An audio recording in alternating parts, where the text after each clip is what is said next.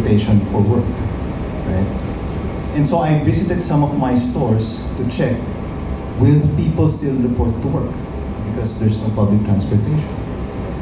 And true enough, a lot of them report to work. And as I was walking back to my office, I saw someone in an Alpha Mart t-shirt running, he was sweating.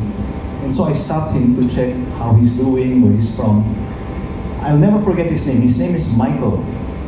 And he was sweating because he had been walking for almost 3 hours because there was no jeep. So he walked, he hitched with trucks, whatever it took to report to the store.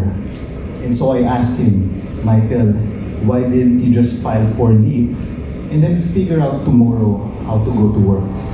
And he said the same, I'll never forget these words, kailangan ako ng team. My colleagues need me. And so, you know, this honor for me is a validation to my people. You know, they don't get a lot of, you know, the pay in retail is not great for the amount of work that they do and for the sacrifices that they make.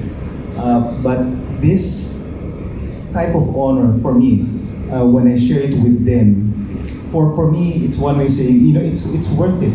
People outside of Alpha Mart appreciate the sacrifices you make. Because for the longest time, before the pandemic, you know, we never called them economic frontliners. They were just the tinderos and tinderas whose slightest mistake get magnified in social media. Nobody thanks them for good service, right? Nobody bothered to ask them for names. But during the pandemic, people realized these people still report to work to serve the community, to the point that sometimes they leave love letters, sometimes they leave food behind.